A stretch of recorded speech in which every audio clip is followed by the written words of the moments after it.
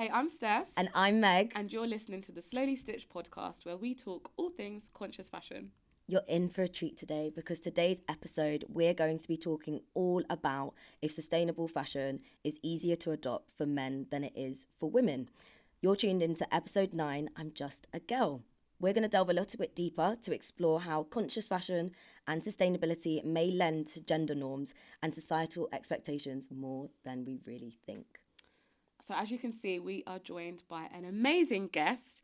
We have PhD student, director of ALux Group and lecturer in fashion buying and merchandising at London College of Fashion, Hazel Chang. Let's do a little...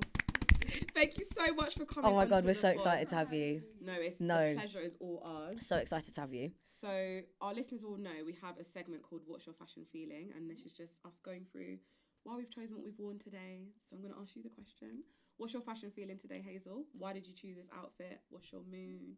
I'm feeling professional, feeling black, because I feel like black always gives me a safe place to be stronger, in a sense, more masculine.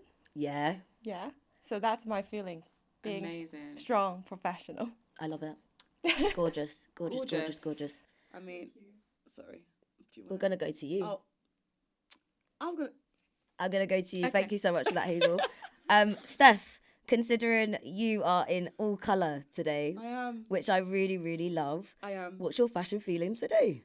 I mean, so we're basically talking about gender today, right? Yes. So we'll get onto your fashion feeling, but I feel like we're both giving very different vibes. Mine's like quite feminine with some masculine elements. Yours is like full on masculine. Yeah. So I've basically worn this butter yellow halter neck top. Yeah, I'd say. It's got a bit of structure. You can't really see because I'm sitting down, but I paired it with a waist belt to make it feel a bit more feminine. I've got these nice grey suit pants, these leopard print shoes, your leopard print glasses, or it's technically tortoiseshell. They are, but aren't I feel like the look needed something because I forgot my blazer, guys. I hope so upset.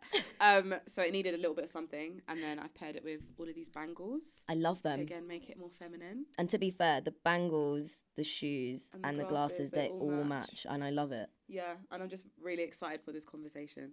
I can't wait. Super excited. Yeah, no, me What's too. yours? Because you look... No, say it again, because I think people need to... say it again. Say it again. Ask me again. I feel like you need to big it up. What's my fashion? Yeah. Oh, okay. You need to big it up. You want to big you up more? Yeah, okay. just a little bit. Meg, you look absolutely gorgeous. That's not stunning, sincere. That is superstar. not sincere. That is not sincere enough. Because the way that you were gassing me up before we started filming, that's what I want. Look good. You look good. What do you want me to say? Oh, thank you. Today's fashion feeling is just so playful. Like, I feel like this is probably one of the most interesting fits I've put together for a really long time. Definitely. And I feel like since really shopping from my wardrobe, I was like, how can I push my clothes to speak for me way more? And I think one of the things that I'm learning is the more confident I get, the more my clothing gets. You think I would have worn this 8 months ago? Absolutely not. So my fashion feeling today is I'm wearing this reworked co-ord. It's like a cotton kind of denim type of feel, and it's got blue and brown in, which I really, really loved. Because this episode was all around gender and ideas around kind of sexism, I just wanted to play on masculine like tones. So I wanted to rework a suit. So wearing this co-ord and then popping in this sky blue shirt, a shirt that you would wear to work. Like, it's the same colour that you would see in the office under a man's suit. Definitely paired it with a tie. This is really in at the moment. It is. Women are loving wearing ties as part of streetwear, which I really, really love. And then I've popped on this snood and a cap. I felt like having little pops of colour really work well. And I think because of this conversation was around being bold and standing up and I guess questioning but also learning, it's still quite a professional conversation. Yeah. I think I've done that. And then just to throw off the masculine thing even more, I decided to put heels on, and I think that's the bit that takes it even further, because when I wore this before, I wore it with Doc Martens. So wearing these with heels gives it that other element, which I think takes it up to being quite a luxury type of vibe. Definitely. And again, I could definitely see, I know I keep referencing her, but I feel like Riri and ASAP, I would 100% see them sitting doing an interview wearing something like this, because there's just so much different layers to it. And if you see me fake dropping an album at some point this year because of this, don't ask me any questions because I feel like I should be on stage right now. So yeah, that's my fashion feeling today. And I'm really excited. And I'm so grateful that clothes allow us to push parts of our personality. Definitely. Because this is literally me, chaos. Yeah, it is chaos. Amazing. So obviously today's episode, we've got so much to talk about. And I think even Hazel, when we spoke to you, when we read about kind of your work and everything that you're doing, we know that we could start everywhere talking about kind of gender, but we thought it'd be important to at least warm this conversation up just a little bit. We know how intentional clothing is and what certain pieces convey. We've all just said it in our fashion feeling, even what you said about wearing black and how it makes you feel strong and more confident and powerful, but also professional, which I really, really love. In previous episodes, we've spoken about the science behind sort of colours, silhouettes, trends and seasons. And while it may seem that these things happen by chance, they obviously don't. There's a whole network, which I said that you guys are like the secret service of people making decisions and making this happen. So for those that might not be familiar with what merchandising and buying is in the fashion world, can you explain it for us? Yeah. So basically, I think buying and merchandising is more like working behind the scenes. So buyer and merchandisers, they work very closely together. For merchandisers, we tend to analyze data, like previous like sales data, and also like what are the trends at the moment. And for buyer, they're more like the people at the front row. Right. So as a merchandiser, we support buyer to make informed decision for our consumers.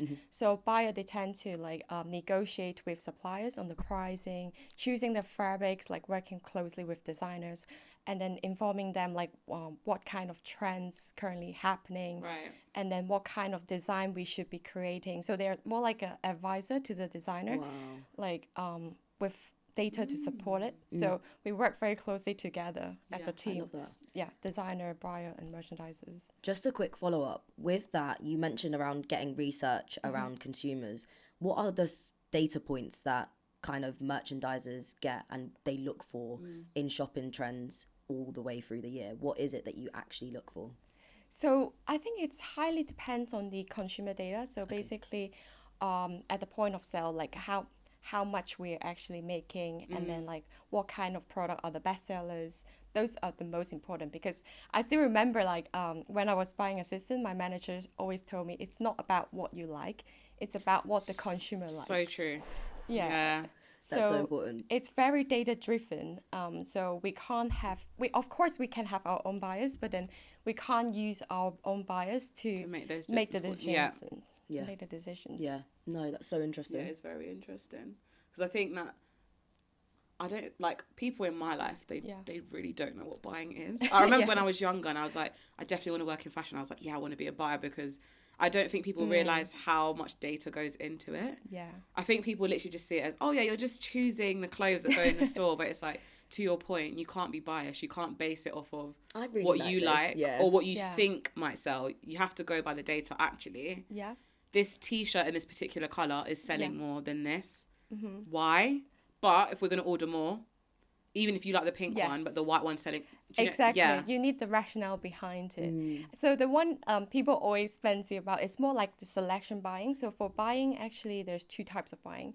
One is like you select different products for the department stores.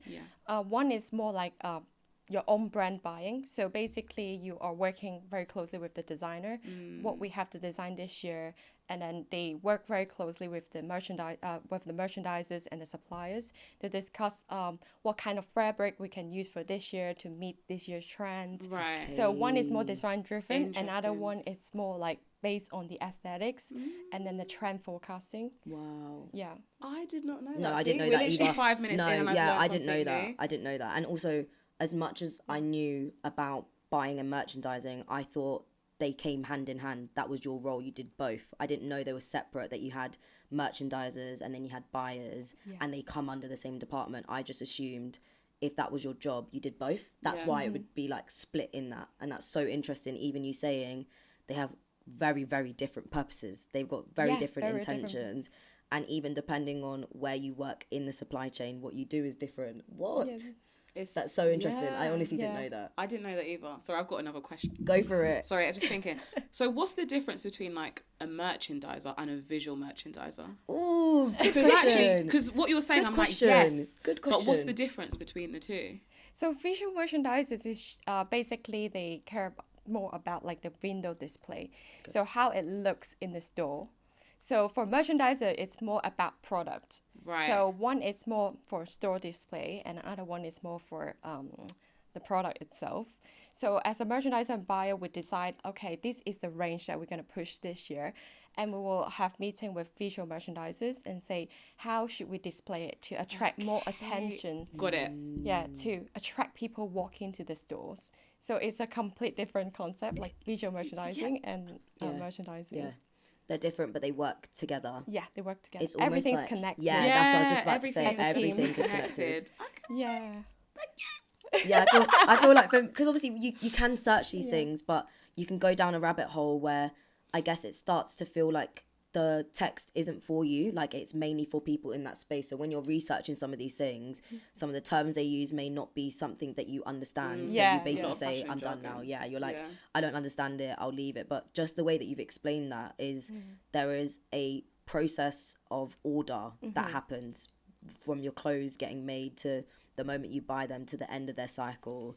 And there are all of these decisions that are made consciously by so many different people before it even gets onto your body. And I just love the way that you explain that because they go hand in hand. Like a decision is made, and then visually before it gets to you, how should it look? How should it be displayed? It's just amazing. Because I would have never thought that. That's when you asked it, I was like, yes, that's a good question. Because I feel like you kind of just hear I feel like you more so hear about visual merchandising actually than like merchant. If I just look on like a job board, it's always like visual merchandiser, assistant, or There's whatever. so many like terms. There's so many terms. Yes. So I've always wondered like what is the difference between like a visual merchandiser and a merchandiser. That's a good question. Yeah, that's a good question. Thank you. I think like because things getting more like on online these days, like visual merchandisers, they actually become like online store merchandisers.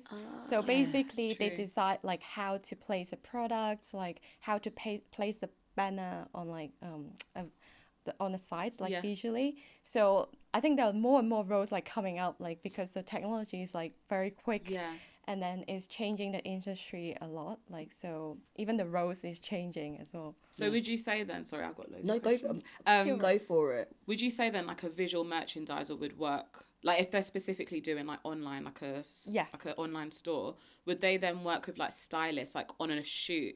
Because if they're thinking like I want it to be displayed in a certain way, I'm assuming they'd need to speak to a stylist, right? To like and they work very closely with the photo studio as well. Like so they what kind of vibe they want, like with how the product is displayed, and then like what kind of lifestyle image they want to present this product in a perfect way. So they need to have great product knowledge, and at the same time they need to have the great aesthetics. So it's very interesting job. You need to have both creative side and also some knowledge about the product. So that's why when you see like shoots, there are so many names behind like a launch of something, and you look at all the different titles and you're like, there's all of these roles. There's all of these roles. Like the misconception when you go into fashion is that you're either a photographer, a designer, or a model, and that's it. Like that's all you do. And equally you're all of those things, especially if you're a small business starting off. You have to create your own thing, design them, you need to be able to market them, push them out, you need to be that buyer as well, finding your products and your materials, and you also need to be the first person to model them too. So it's like it almost seems like there's only like a few people working on this, but like you've just said, there's so many different people that are on this, which is so interesting. And I guess this is why we wanted to delve in a little bit deeper, because it almost seems like all of the data is consciously made by people to also demonstrate, I guess, our assumptions that we have. So before we'd even thought about this episode, we were like, it is really easy. I'm going to say it from my point of view, what I believe. I think it's easier to be sustainable for men than it is to women because of the expectations that women need to be put together all the time, right? When you think about men or any event that you go to, you rarely look at what a man's wearing. Exactly. Unless they're really really adventurous or creative with what they wear, you often don't recognize what men wear. Whereas women, there is so much scrutiny on what you wear, when you wear it, and how often you wear something. You couldn't wear the same dress that you wore on Monday to work on Friday. Exactly, yeah. Whereas yeah. a man can definitely wear the same suits. suits every single the day. same shirt colour. Every single day. And there's not a, oh my God, did you see what Steve's wearing again? Where it would be like, oh my God, Steph and Hazel just wore that on Monday. I can't believe they're wearing it again. Does she have money? Does she have money? Like, is she going for they're like, something? what? And it's like, there's so much pressure. And I know you mentioned around the data.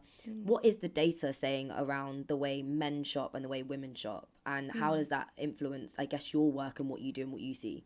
Yes, so basically, because where I work is like, it's basically we locate in Savile Row, and then we gather like different brands in Savile Row, and they're mainly menswear brand. And then we're trying to bring these niche brands to like China to introduce them to the Chinese consumers. And there's research saying that most of the men, they shop very rationally. So when they buy something, they need to know what that is and is it worth it? Like without just buying it triggered by emotions. They tend to want to learn more about the product before Like the actual they buy composition of it. Exactly. Like why it's worth so much. Right. And then why do I need it? So to persuade men to buy something, you need to put a lot of effort in like presenting the product informations. And also because I think men tend to shop like quite functionally. So sometimes I did a little investigation with my colleagues, male colleagues, and then I asked them, how often do you shop actually? And most of them say, maybe 1 to 2 times a year. A year? Wow. A year. And then when they shop, they buy a lot. Right. Yeah, So they have like makes a list. more sense. Yeah. Okay, this is what I need. I need a pair of trousers. I need a pair of shoes, a suit. And then they will go on research and then see, okay, what's the best brand, and then why they are good, why they are very famous. Yeah. And then so how they shop is very different than women. Yeah. Yeah. They tend to buy like with purpose, other than like by impulse purchase. Emotions, Yeah, exactly. And so I think like for men, they easily accept slow fashion because they tend to shop like that. Yeah, like they just innately. By nature, they already yeah. shop quite slowly compared to women, and they tend to go for something more durable because they think it's a more practical decision to buy something more durable. Yeah. Than spending like small money on like things that are not durable and then keep buying because they think it's a hustle to shop. Yeah. So So true. right? That's so true.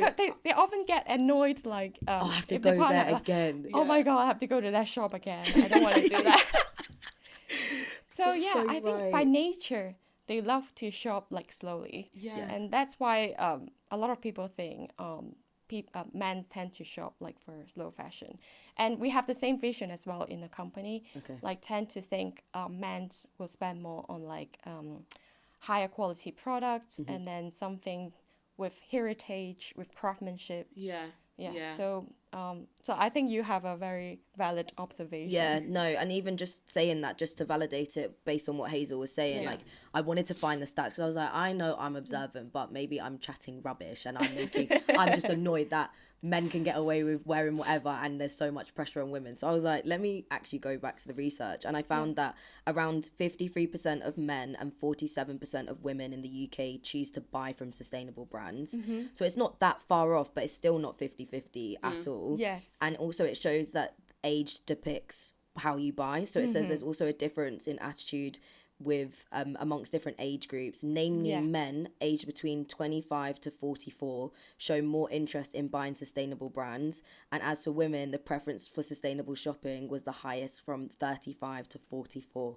So it takes us a little bit longer to catch up with that idea around, actually, is it worth it? How long do I want to, like, doing the research? And I think this might be a little bit of a far stretch, and I don't know if the data points in what you do ever show this, but equally men have been earning way more than women for years. So in terms of being able to spend that money on that suit or those pair of shoes or that jacket, they had more disposable income. And I'm not surprised that actually a lot more men, they spend on higher priced items because they, first of all, they don't wear it as much, like they're not like buying as much, so it makes sense, but equally they earn more, so that is in proportion to what they're earning and how much money that they have left. Whereas a woman tends to be like, obviously you're paying for your kids, you might not be working as much, you might not earn as much in your job. Making that rational decision to spend, I guess, like £150 more on a particular thing when you could spend a little bit less. I don't think we've got to that point of like women being celebrated for, I guess, earning more and having more choices to spend more on themselves casually, rather than like, oh my God, this has to be a special occasion that I'm shopping for. Actually, in your day to day, I want to value myself and my stuff. Myself and my stuff, sorry, and then I'm going to spend more. Does that make sense? I know we spoke about it. Yeah. And I think even to add to that, I think there's so much pressure on women in society, just generally anyway. And I always hear so much discourse online about like women that are in their 20s or in their prime, right? We always hear this term like, I know. Do you know what I mean? So it's like, it doesn't feel like it. I've always heard your 30s are amazing, so I'm a bit like, I'm ready. Yeah, that's where it's at. Right, but it's like even that kind of thinking around us being in our prime, in our 20s. So looking at this data from 35 to 44 doesn't surprise me, because if you're told your prime is in your 20s, you're going to buy loads, you want to look your best. I know. You're not really thinking about what's sustainable. Actually, do I need that particular thing? Yeah. It's like, I need to look good everywhere I go.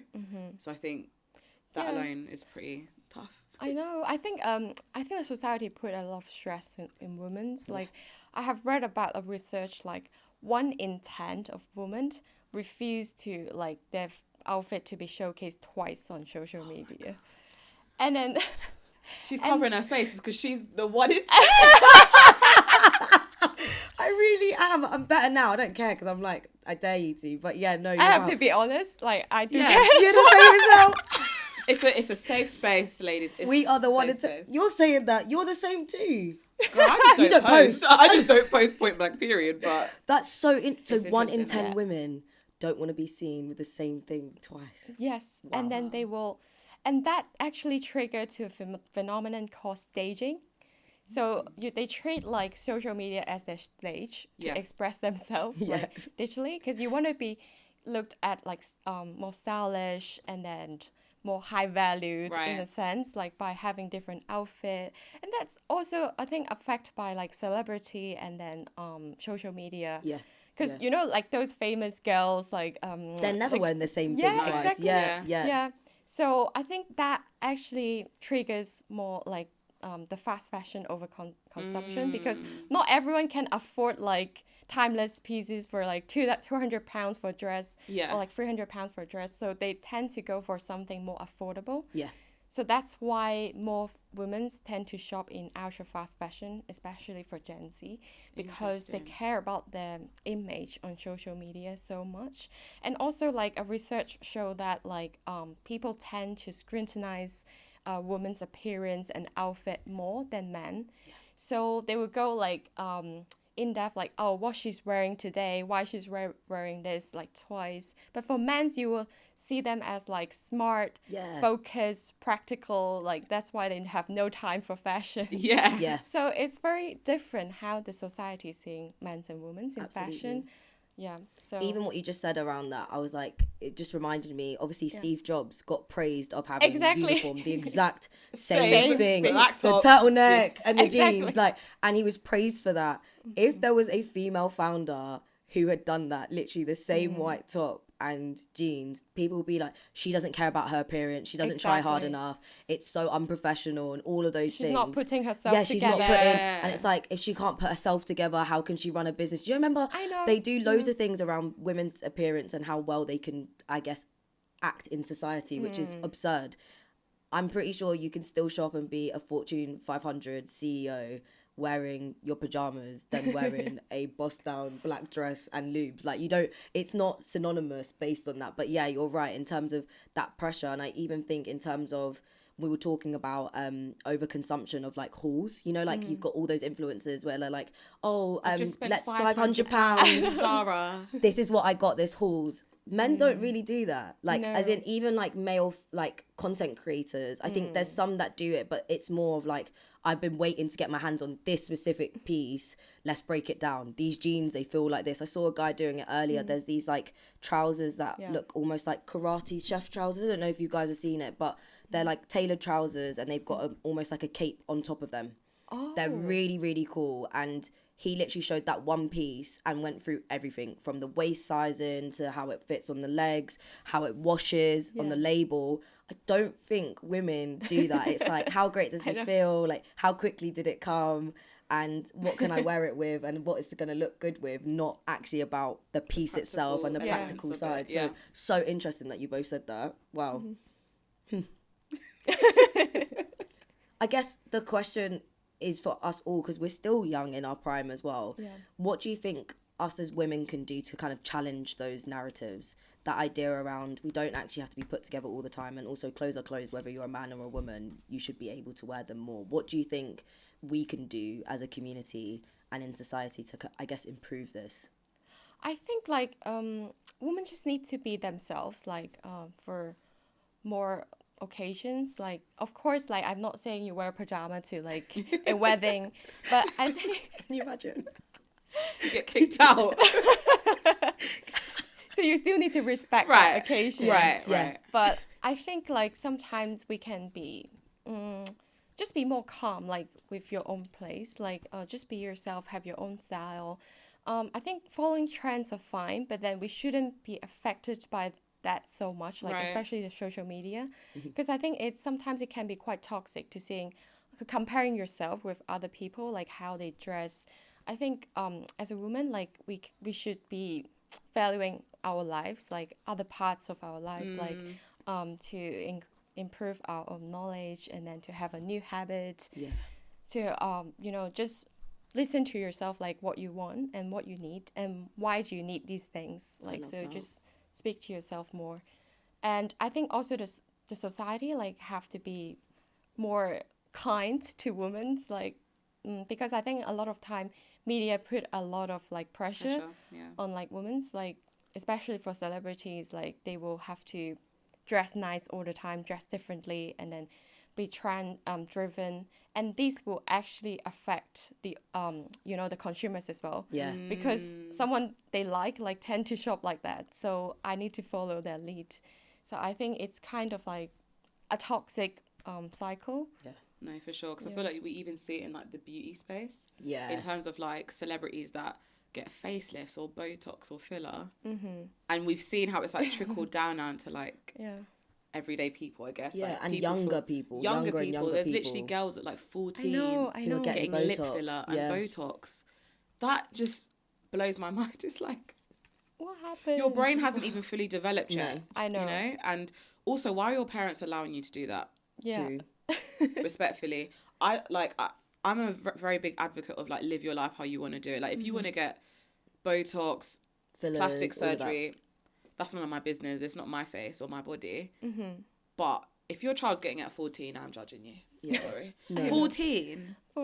You've not even like done your exams yet, you know? So it's like super, super young. They don't know what they want yet. Nice. Right. And you're also evolving. Like the difference between being 14 and 16 is massive, right? I know. And even in school, so much changes in that time, but so much changes in your life and your relationships.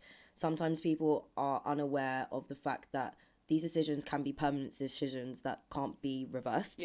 And it's like, imagine making a decision that you're going to regret in the future because online, with everyone having their filters, everyone said it looks good online because of the camera and the filters, but in person, it doesn't look as great. So it's like, are we living that kind of parasocial life of being online and having a completely different life? And actually in person, those things don't actually matter. The average person that you see on a daily basis, you're not looking at like, oh my God, their lips, like you have like 0.1 second when you look at someone and process them and then move on. Whereas online, I think it's that idea around, like you said, you're staging. And it's like, gosh, it's so scary because I think even around my guy friends, I don't think I've ever sat down and had them have a conversation around, oh, I want to get this done, or I feel like I need some work. Never. The most thing they'll be like is, like I want to grow my hair out, I want to cut it, or I'm kind of thinking about getting my teeth done or grills. Like it's not necessarily heavily invasive things. Like, and I find that really interesting as well because they don't think about that. No. Society doesn't push them to think about those things. No, definitely. That kind of leads perfectly onto my Love next question. that. So thank you for that segue, May. Love that. I just wanted to ask you, like, do you think men are aware of how gendered expectations in fashion shape their choices, or do you think they're oblivious to it? Do you think they're just like, I'm just gonna get what I want, I don't really care what society thinks? I think they are more invisible, like, to gendered expectations. So a man like wearing like same suit every day, they would just think, oh, I'm just being practical, but they don't know actually unconsciously they're affected by that social norm. Like, I heard a very interesting term. It's called hegemonic masculinity. So it basically is meaning like how to be appropriately masculine. So to avoid being flamboyant, being like too vocal about like how you dress. So it will be seen as feminine if a man like trying to seek attention through like what they wear. So this kind of like make men's like feel like unconsciously they feel like I'll just pick something simple. It's too feminine for me to express myself like with different kinds of clothing. For most of the people, I can't speak for everyone. But for most of the men, they don't care because they think it's who they are. But actually, they kind of affected by this social norm. Like since they were young. That's so interesting. I think what stat? I don't know if it's in this episode or we spoke about it before around who men dress for. They dress for the approval. What was it? Yeah, I know. Oh my gosh. Why has it gone from? It's what you said. It's around that idea around blending in. Yes. Like you're there. It was something around like men dress for the approval of other men. People, of other men. Right. And women were more so like, you know when it's gone through really no, it was now. really good because you just what you mentioned around like you're taught from such a young age like practical, like it's not a form of expression. And it said around actually the psychology behind it is like that's how men are programmed. Like clothes are a means to an end, not a form of creativity, and they dress for functionality and efficiency rather than expression, whereas women dress for expression and I guess for you not to judge them, which is so funny. You make lots of decisions to not be judged and essentially still be judged. It's so weird, isn't it? Whereas men, I don't think they think about what someone's going to think about what they're wearing. Like they almost seem oblivious to other people's thoughts, which is so interesting. Definitely. So do you think then like when like a buyer is deciding what goes into a store and obviously you've worked with the you've worked with the merchandiser, you've got the data, you know what you think will sell, what won't, fabrics, etc. So do you think then like when the buyer's actually deciding what goes in the store, because we can walk into any high street, right? Men's section is either like right at the back or it's on floor one. It's super small, it's like super curated, whereas a woman's section is like 3 floors. There's a whole accessory section, there's so much choice. Do you think that also, what's my question, what am I trying to say? Do you think that also influences like how men perceive themselves and their personal style because actually they have less options? Yes, I think so, because I remember like I have a guy friend, he's more into fashion, and he always say, oh, I'm so jealous why you girls have so much options. For men, we have very like kind of boring styles to choose from. And I think that's absolutely true because most of the people, like, you know, as a buyer, like we buy from data. So because women tend to be like the major shoppers, like for most of the retailers and shops. So we tend to like prioritize like women's wear because that is like data driven in a sense. And also like most of the men will like they go for something more essentials, more basics. So for us, like commercial perspective, we can't like take risks to try something new or like something more expressive for menswear because we know like most of the customer will go for something that's more safe and more essentials. So I think that definitely affect like how men perceive like their like style choices and then like how they should wear clothing. So yeah, definitely there's some impact to that. That's interesting. That's so interesting. Do you think if there were like, I don't know if a store would ever do this, but if there was like a gender neutral, more androgynous section. Good. Oh, yes. Like, do you think then maybe men would experiment a little bit more? Or do you think they would still kind of shop like, no, need this because functionally it does this in my life? Or do you think they would be a bit more like... oh, I kind of like this. You I know? want to test Yeah. outside my comfort zone. Because like your friend that you was talking about, like, you know, he feels like he doesn't really have options. Actually, maybe that could be a good tester to see if, Definitely. you know, do you know what I mean? Like if sales went up because, and who's actually buying from that androgynous section. Because at least you've kind of got the section for the men that just are in and out. But you've also got a section where they can kind of experimental. Yeah, be more experimental. Actually, more and more like emerging brands, they are more like gender fluid. Yeah. Like they're unisex, because I still remember when I went back to China and Shanghai, I went to a shop and I asked them, is that for women's or men's? And he said it's unisex. Everyone can wear it. So that concept is actually keep growing these days. And as a buyer, like we also have a lot of like unisex styles introducing to like both women's and men's. Yeah.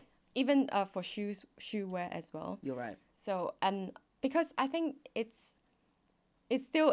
sounds quite tradition to say this is for men and women these days. So people are being more open to like unisex styles. So they tend to introduce the concept as unisex. So even though it might look quite feminine or look quite unisex, look quite feminine or look quite masculine, the shop assistant will say this is a unisex style. I love that. Because we have increased more size range. Yeah, that is also a really big thing as well.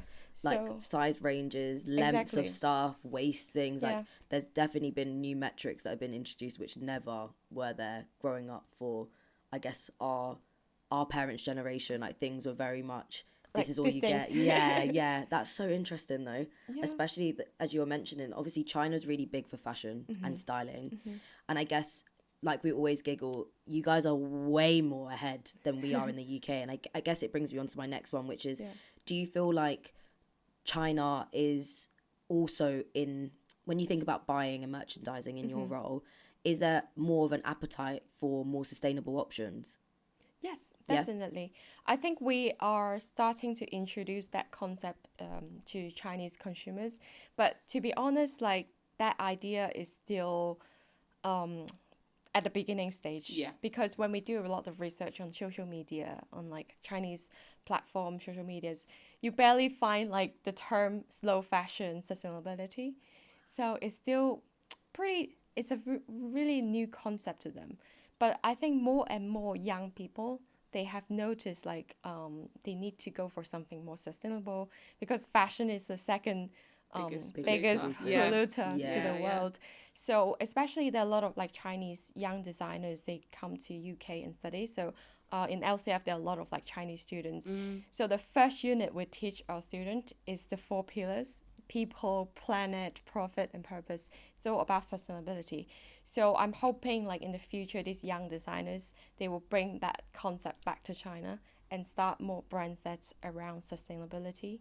But I think education is the key to success at this stage. Yeah. Because for Western countries, for us, like it's quite, it's very familiar to us. Like when you talk about sustainability, like you heard about it like when 10 times, 10 times a week. Like, so it's very, and also by legal as well. Like, cause by 2030, European Union has introduced like digital product passport. So basically, each product, most of the products, will need to have its own passport to show where it's come from, the materials, and then how to dispose this product.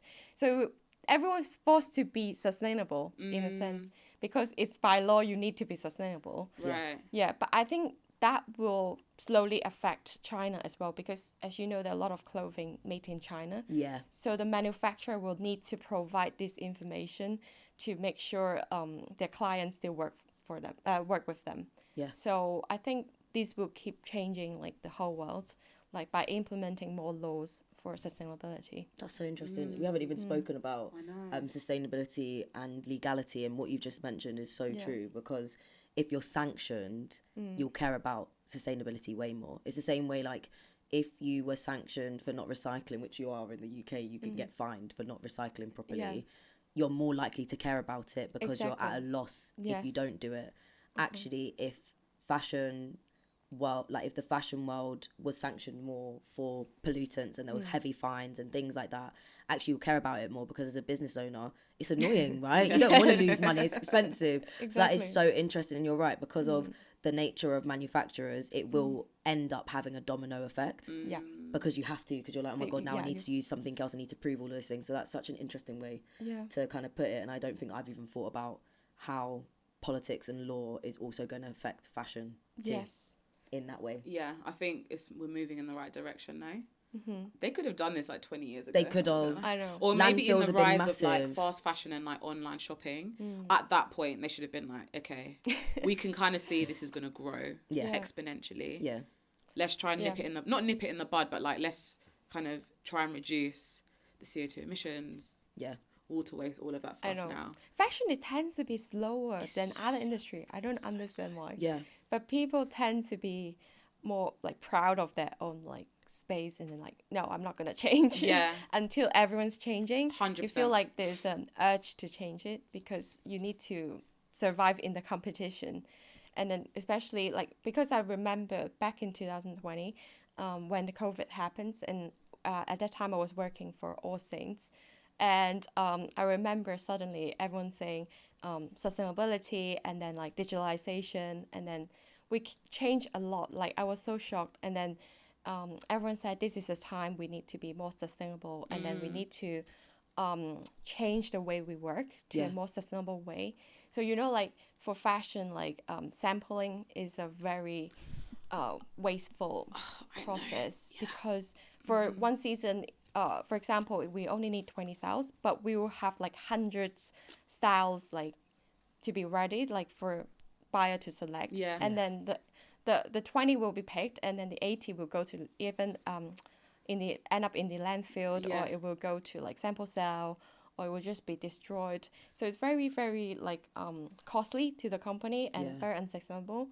And at the same time, like when we do like sampling process, there are a lot of back and forth going on, because you need to send the sample back to the manufacturer and get it edited and send it back again. So it takes a long time. But these days, like, the technology Clo 3D. Yeah. It's basically... I love Clade. Oh, it's so implemented in a lot of, like, fashion companies. So it helps you to see the design, like, preview the design in a very detailed way. Yeah. And you don't have to create the actual sample. Yeah. And you know how it looks like. And that saves a lot of, like, resources and costs. So I think the industry is changing, like, slowly. Yeah. Like because of the digitalization and sustainability urge. Yeah. You know what you're going to ask next around technology in the future. Oh, what about the avatar stuff? Yes.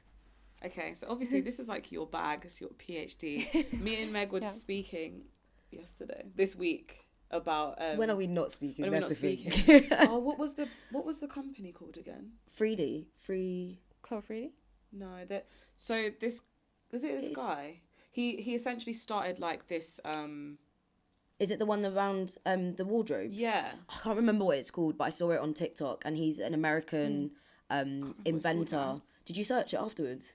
I did, but I can't remember what it's called now. And basically, he's created your digital wardrobe. So he's created a platform that you can take a photo of all the things in your wardrobe from old and new, and even the ones that you've put in boxes that you can't really find anymore. And it's that idea around using AI to be your personal stylist from your wardrobe. Mm-hmm. Yeah, I heard all about you do is, like, let's say today you knew you wanted to wear those black trousers. You click the black trousers and you say, what can I wear it with? And it will give you 3 options, and then you can go from there. So it's this whole idea that through your wardrobe you have 5,000 different opportunities to wear different things, and you don't need to wear the same thing twice. It's actually giving you that option of, like, everyone's like, I can't wear that again. Actually, from your wardrobe, by styling things differently, you've got an infinite amount of choices, and that's really cool, because actually you're saving people's time. Yeah, you're saving that's the time. thing for people. Like, in the morning, you're like, okay, especially when you go into the office, it's just easy to have like a uniform, a set, kind of capsule wardrobe, because that goes with this goes, and it's quick. Not everyone has the time to be like, how am I feeling today? And not everyone cares to be like, I want to wear that. So having that having a product that digitalizes things and it being quicker, it means you also know that that piece exists. Like, how many times you bought something and you forgot you'd even had it because it's at the back of your wardrobe, or it's folded underneath something. You were like, oh my God, I haven't seen this in like 2 years. Of course you haven't worn it because it's literally out of sight, out of mind. Yeah. That's what we were going to talk about, right? Yeah. So I guess my question for you, Hazel, is where do you... I feel like a lot of people are like scared of AI and... Equally so, they should equally be so. a little bit. I'm kind of like on the fence, to be honest, like, because we use AI like in my 9 to 5, like where I work, and like learning about it more. I'm like, do you know what? This actually saves time. It saves money. Exactly. Like, it's actually really good if it's used for good. But obviously, people are a bit scared of it taking over the world, basically. But I guess like the link with like fashion and AI, where do you see that space? What's the word? Evolve into, like, in the next, let's say 5 years, because it's moving quickly, it's moving fast. I think it will like definitely be fully implemented in like fashion world. So first of all, I think like AI, we shouldn't be scared of it, like, because technology is neutral. It's not good or bad. It's how the people use it. Right. So I think with the clear instructions, we should be able to adapt to AI and use it to save our time, save our like, you know, like resources at work. So I think AI is actually it's already in the company, because, you know, a lot of like trend forecasting, fashion company are using AI to forecast their trends. So there's one company called Hero Tech.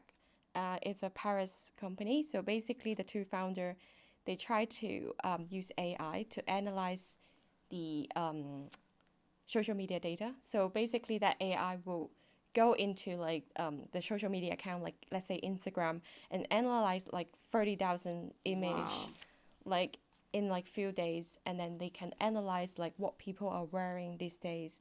And they can even segment the consumers into like early adopters or like mainstream consumers or like key influencers. So they have different categories, and it depends on the company needs, like who are the target audience. They can just target specific profile and then see what people are wearing in different styles and what colors. So it will generate like small labels. So as a buyer or merchandiser, we can know, oh, actually, this is the trend now, a yellow trend coat, because that appears in the social media for like 10,000 times. So these kind of data will really give it like the confidence for us to place order on specific styles. And this also actually can reduce like some of the style that cannot be sold and then end up in the landfill. So I think in a way it helps to improve sustainability, but also make buyer to make more accurate decisions when picking pieces for like different seasons. And except that, like, I actually also speak to a CEO in US. So he starts a company called Styler. Okay. So it's very similar to like the wardrobe you mentioned. Yeah. It's more like they're using AI for people to virtually try on products. Yeah. It's so cool. Like I tried it myself. So it's a Google extension. So basically you put it. It's a plugin. It's a plugin. So if you go to Zara and then you suddenly see there's a little sign called try on popped up in every single styles, and then there's a little fitting room there. You can upload your picture. And then you can click try on, and then next second, that outfit will appear on you. That's so you pretty can cool. So you can see like how it looks on you before you're actually buying it. Yeah. So I think this can help stop people from buying like excessively, like to just try to see if they can fit to the product, because right now like the high return rate is actually causing a lot of troubles, because a lot of return items, they're not sellable. And then it takes more time and money for the retailer to repack it, so they end up in landfill or like give I don't know, like in some sample sell, but then it's very like unsustainable, like because the privilege that the retail is giving to the consumer these days are too much. People are just taking advantage with like returning stuff. Yeah. So I think with this kind of AI try-on too, people can know like how it's going to look like on their body. In the future, maybe it will more accurate, like by size. Right. Yeah, that was the thing I was just about to ask you. Like, what I know your whole research is really around that technology and thinking about it in the future. What are the current limitations? Because I'm just thinking in my head, we were saying around Vinted and Depop, it's really great that we have like digital versions, I guess, of thrifting, but the hassle to take a picture of every single thing, then you write your own description, your own tags, even with the virtual try on, as someone who's a consumer and would love something like this, the thought to upload my picture and then it's not actually accurate. Like, what are some of the limitations right now with technology and AI, with kind of sustainability? Like, what are you seeing as some of the gaps? So I think like there's some like two sides of opinion, because some of the expert in sustainability, they think AI is actually not completely sustainable. Okay. Because they're saying like actually when you generate one picture, it will takes up like I can't remember the effect of it, but then it will takes up like maybe I can't remember. I know what you mean there. Yeah. So basically, if you generate using AI, like there will be more carbon emissions. Yeah. And then it's not that sustainable in a way. So there's still some rumor about it. But then I think using AI can actually help people to at least they know like how it looks like on them, like it's style wise. Size wise might be it's still a limitation, because currently AI is not smart enough to know what size it's gonna be and how it's gonna fit on you. Yeah. Maybe for like a more advanced AI you can, but then for the one that consumer can access to, they don't have that function yet. So people will still be more skeptical, like by using AI they will be like, is that actually accurate? And they still have that confusion if AI is actually accurately like presenting their style. So I think, but I believe like in next 5 years, 10 years, that's not a problem. It'll because be AI is so smart. Yeah. So yeah, I really see the future of like using AI in, especially for e-commerce shopping. Yeah. Virtual try-on will be a thing in the future when more and more people get used to the idea and they're willing to try it.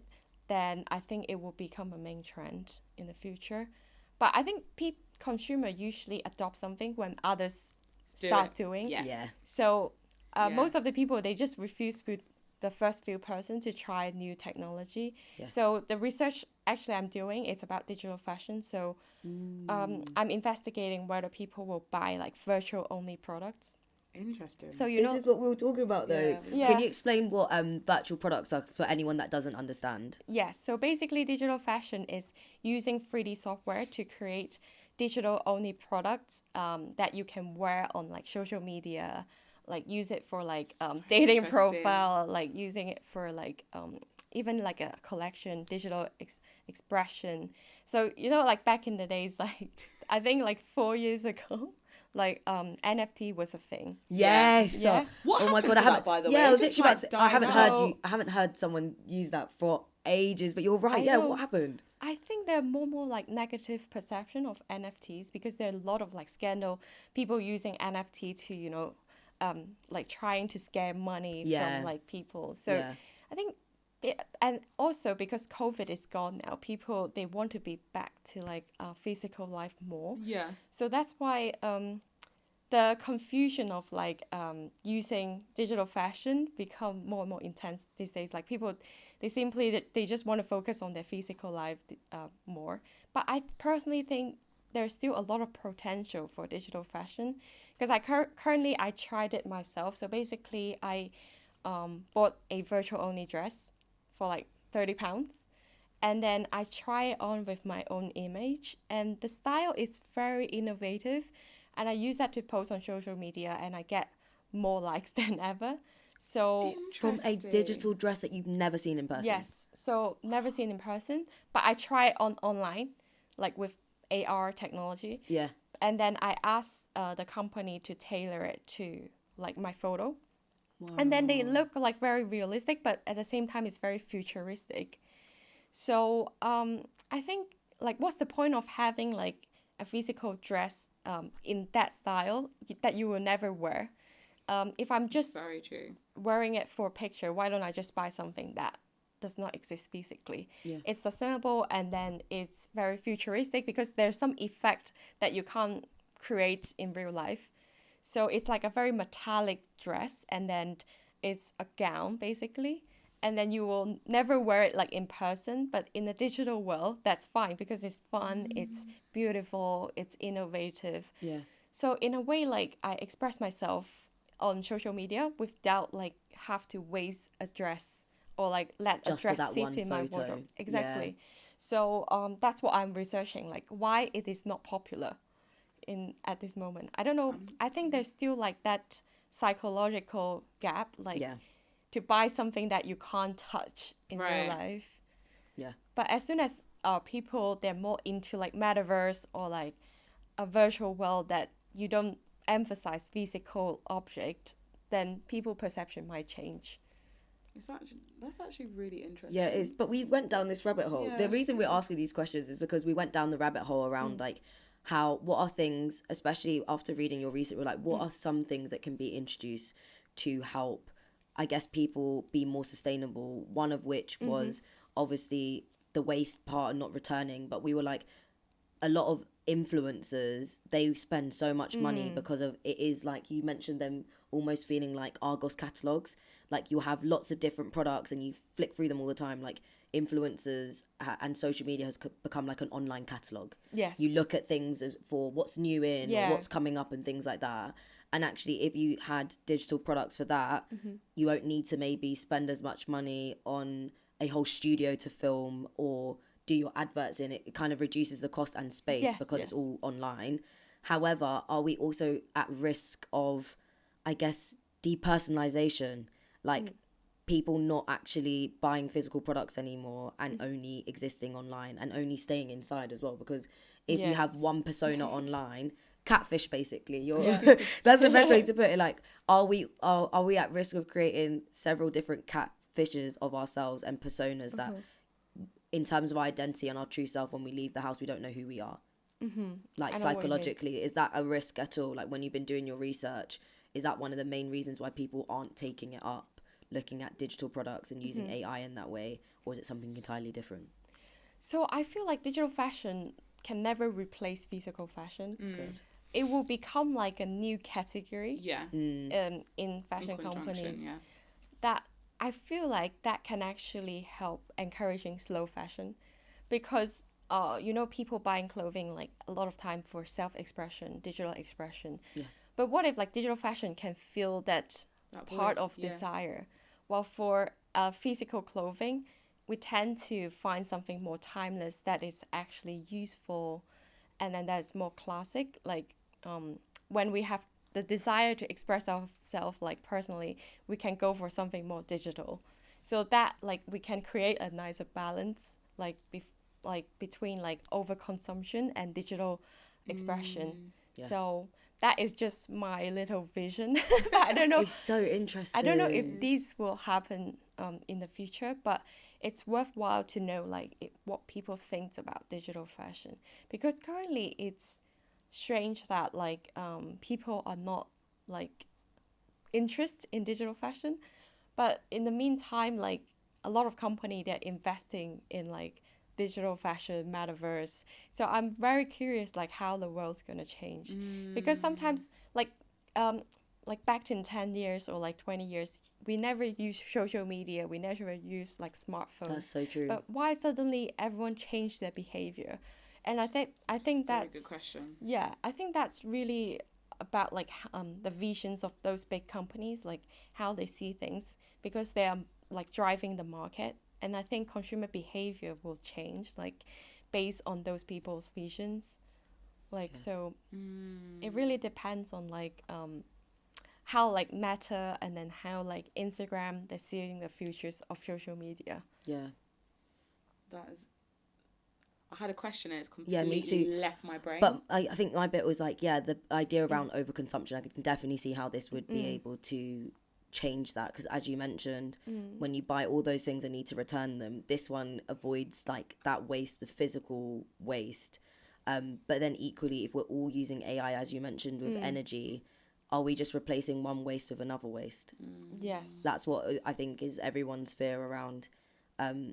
There's a lot of energy and resources that are used for AI and technology to run. Yes. If we're using it so much, are we not just doubling up the amount of waste that's in the world?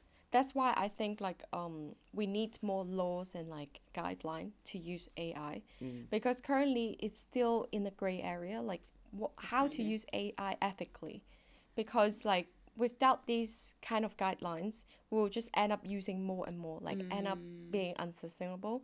But because I read a lot of research, like comparing physical fashion consumption and then using AI, like which one is more sustainable?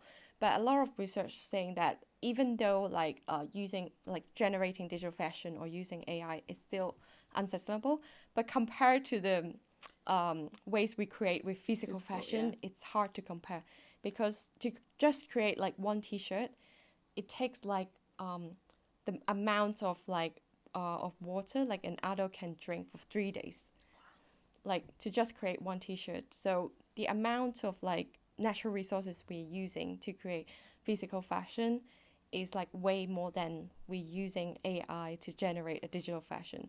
So I still think there needs to be more research to compare like how sustainable using AI is. And then we can minimize the effect by using AI, although we can't promise it is completely sustainable, but at least we're trying to do something to change the world. And also I think more guidelines and more research needs to be investigating the impact of AI in the future. I love that. It's scary though. It's scary to think, in 10 years time, this whole space can change drastically. Because you're right, when we were growing up at school, Instagram wasn't a thing. We had MSN. Facebook felt like the most like innovative thing at that point. Skype, like these are all things that have like kind of come and gone. So it is like so much can change in such a short amount of time, and it is really led by the people. And I think this is why you said education is so important, because not enough people are having the conversations that we're having.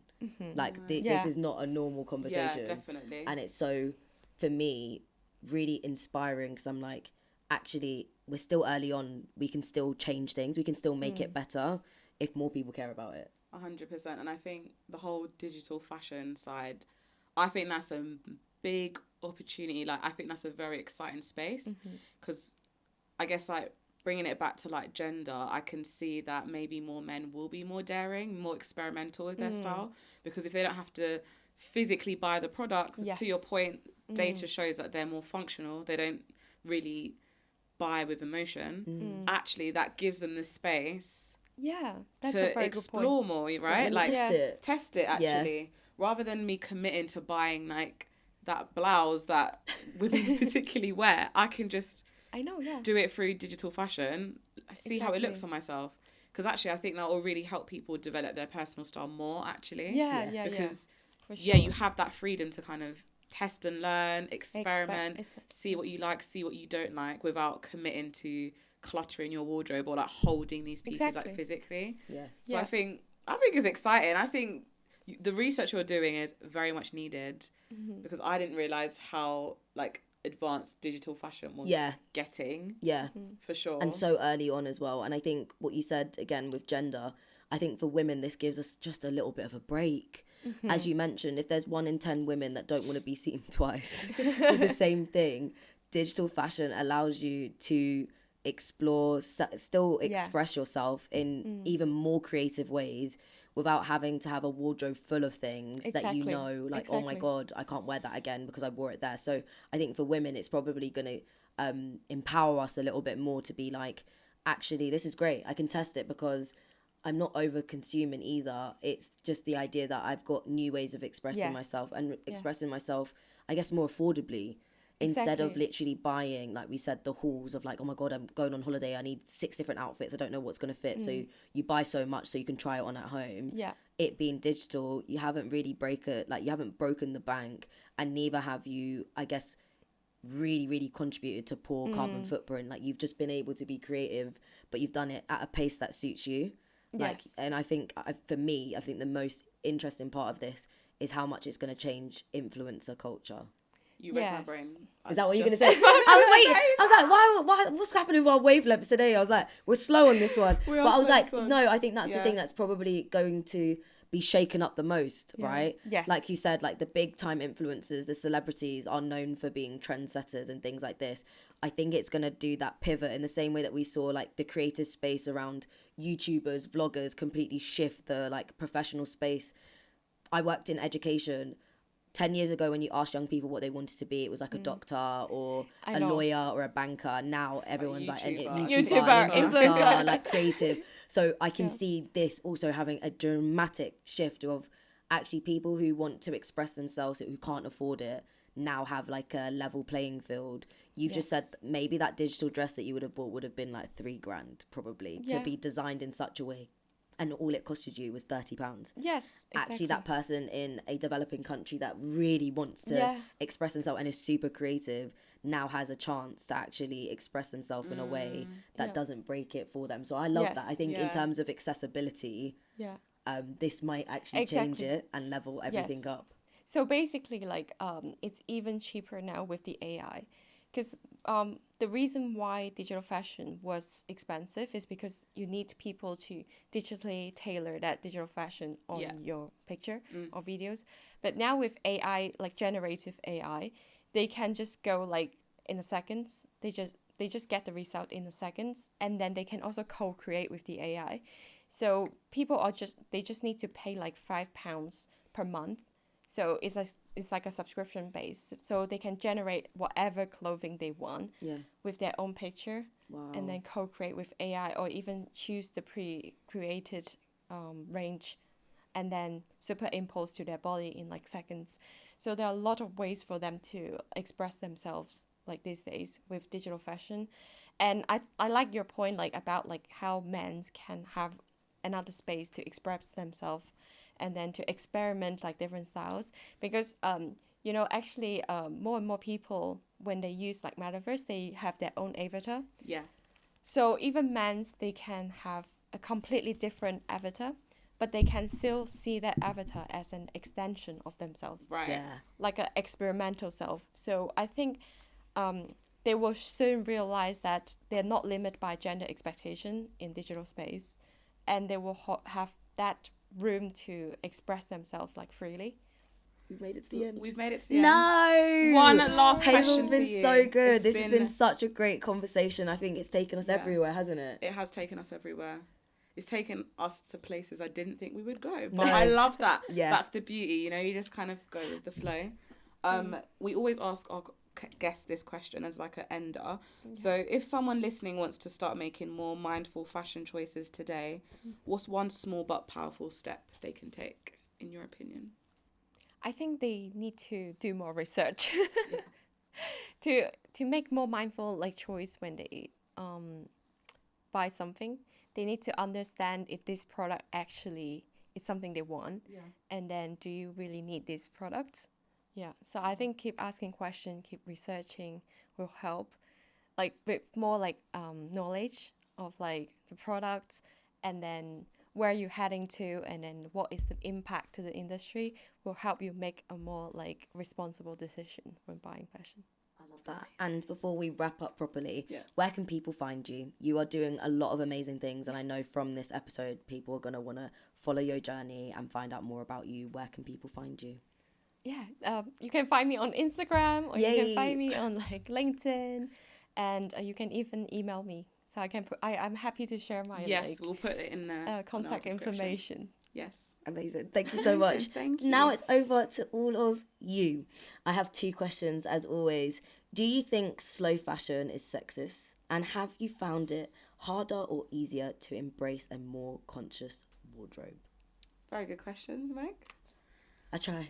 You try. With that being said, we've come to the end of the episode. Thank you so much for watching. Please make sure you like, you comment, you subscribe, and you share it with a friend so we can meet some new audiences. And as always, if you're interested in this topic, we'll leave some links down below for more resources. And always, and we mean always, remember that the best fashion statement you can make is staying true to yourself. Thank you so much, Hazel, for joining us. Thank you for having me. And to all of you, until next time. Bye.